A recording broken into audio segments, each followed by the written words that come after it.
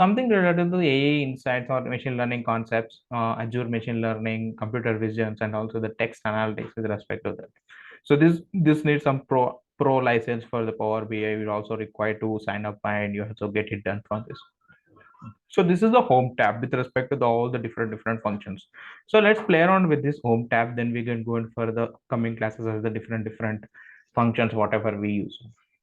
Yeah, you can use any function with respect to some product name and sales and quantity, discounts and profit. You can see by using this table, you quickly observe something with respect to, if I click on each and every value, you're going to be get in this area, right? So this area is going to be helpful to understand some of the rows and columns with respect to that. So if I click my column, you can see if I click my column, some query is returning at the end, you can see here.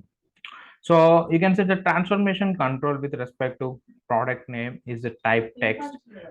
Sales is a number, and a quantity is also an integer. Discounts is a number. Profit is also a number. So if you can see here, this is the data type. If I click on this data type, you can see we can also change the data type here itself. Decimal number or fixed decimal number, whole number, percentile number, date type. You can also go and see this date type, decimal number or fixed decimal number, type time. Here also you can change, but you can, if you click on this data type, you can also change here itself. And similarly for the number also you can see here. So for what will happen with respect to the any kind of you want to filter out. Okay, let's take the filter out mechanisms. So yeah, if I use anything related to some removing of some you can say some rows, removing of some of the rows, whoever having the duplicates. So in this data set we don't have any kind of the duplicates, but let's try that function. So removing some of the rows having the duplicates. Yeah, let's see that. Keep the duplicates rows. You can see the query having, yeah, you can see the query having the still somewhat different.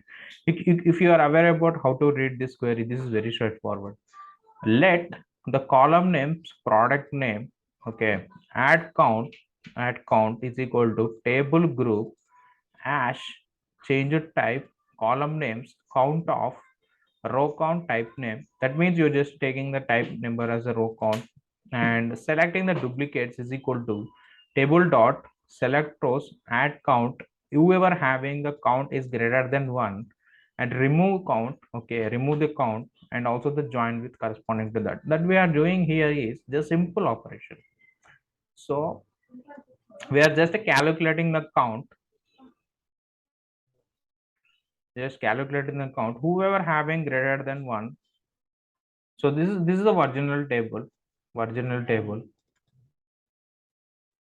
So whoever having a count, this is also another table. So I will joining with these two. That's it. So that I will get entire data. We are using the keep rows, right? We are using the keep rows only here. So that's the reason we are going to be get to join with this. If you don't want to be use the duplicate, you can skip this part. Skip this part. At the time you'll get distinct values. At the time you're going to be get distinct values corresponding to that. So this is very straightforward once you understood some of the concepts with respect to how to use the duplicate rows and how to use the keep duplicates record. This is very much easier to get. If you don't want to use, you can go to this applied steps. So this applied step is basically tells about, you can say if you want to remove, you can click on this red button that will going to remove. You can see it's going to be removed, and also you can remove this again. We have applied 2 times. So navigation bar and source bar is basically tells about to navigate into your workspace. Okay, so change your data type is going to be very